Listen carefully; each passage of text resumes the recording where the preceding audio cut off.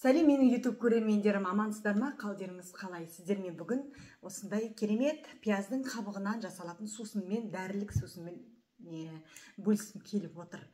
Яғни білесіздер, менің каналымды қарап жүрген, мен ауладағы қарапайым өсіп жатырған жапырақтан өзіме осындай смесь жасап, ішіп асқазанымды емдеген болатын, язвамды емдеген болатын. Так что сіздермен тағы бір әдіспен бөліскім келіп отыр, иә.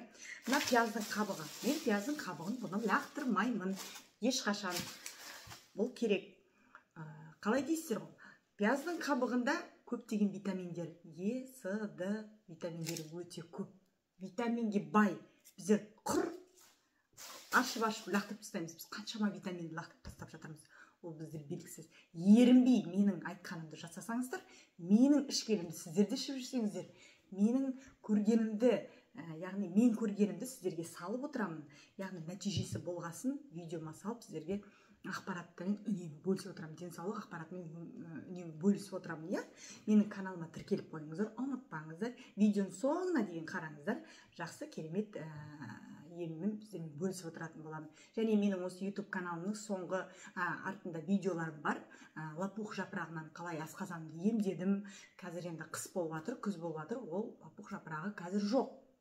Сол себептен мен асқазанымды осындай жолмен де тазартуға, емдеуге жөн көрдім.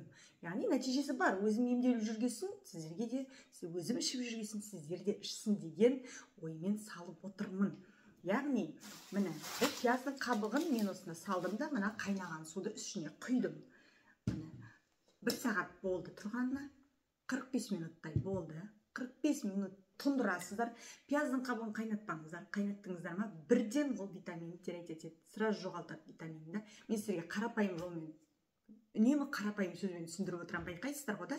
Сосын сіздер көбіне айтасыздар, сіз бір сөзді мың рет қайталайсыздар. Сіздер де маған мен сіздерге түсінікті қылып айтамын, бірақ сіздерге сұрақты мың рет қоясыздар маған. Сол себептен сіздерге де мен мың рет айтуға тура келіп тұр да. Кейбір енді үлкен кісілер де болады, түсінбей қалады, естімей қалады да. Сол кісілерге мен анық болсын деп қарапайым тілмен, мен өз тілмен қалай бар солай сіздерге түсіндіруге тырысып жатырмын. Яғни витаминге бай екен сіздерге айттым, қандай емдері бар, оны мұқият мені тыңдаңыздар видеоның соңына дейін. Яғни бұның пайдасы асқазан жолдарын өте қатты жақсы тазартады. Біріншіден гриппқа өте жақсы көмектеседі. Ішіп жүріңіздер. Противирусный сусын болғасын, бұл иммунитетті көтере отыра, бүткіл қан тамырдағы шылақтарды тазартып, жаңағыдай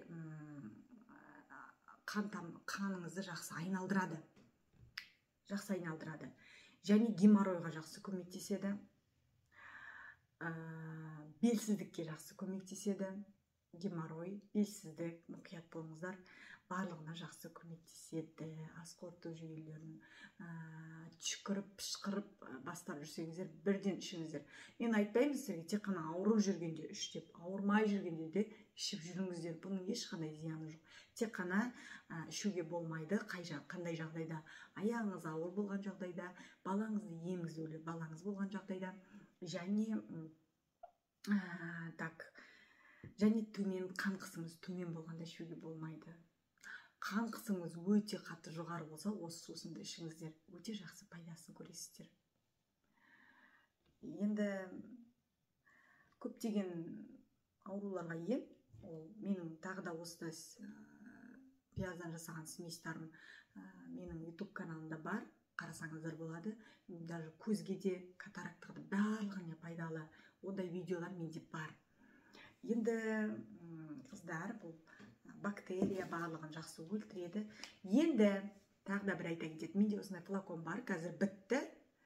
Мен бұрын өзіме шашыма шашып жүрмін ғой. Сол себепте бұл баяғыда бітіп қалған Фаберликтікі ғой. Сіздерде басқа болса бола береді, только пш-пш деп шашылатын болса болды. Осындай флаконды алып қойып, бәрін тазартып, ішіне құйып жүрмін осы сместен. Құямын да, шашыма шашамын. Яғни сіз бұны ішіп жүрсеңіз де шашыңыз түсуін тоқтатады.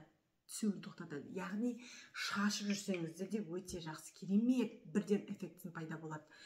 Мен ішіне осы флаконның ішіне осы сместі құямын да шашыма шашып айналасын құрғақтай шашасыздар. Құрғақтай шашып 1 сағаттай шашымды ұстаймын, содан кейін барып шашымды жуып аламын. Иісі шығады, ештеңе етпейді. Бірақ оны қайтадан шампуньмен жуып тастайсыздар. Шашыңыз түспейтін болады. Керемет. Бұл сместі қалай ішеміз? Бұл сместі әрине 45 минут тұрғаннан кейін құйып аламыз да 3 мезгіл ішетін боламыз. Таңертең, обедте, кеште. Тамаққа дейін. Дәмі де өте керемет, жағымды ішуге болады. Сіздер де ішіп көріңіздер, жасап көріңіздер. Менің видео ұнаған болса, соңына дейін қарап, лайк басып, комментарий жазып отырыңыздар. Тағы да сіздерге қандай ауруларға, сіз қай жеріңіз ауырады, маған жаза жүріңіздер. Мен іздену үстіндемін, және ізденіп тұрып, өзімнің көзіме көрген, және өзіме көмегім болған, әжеме көмек болған, әжемнен келген пайдалықты сіздермен бөлісіп отыратын боламын. Сау болыңыздар.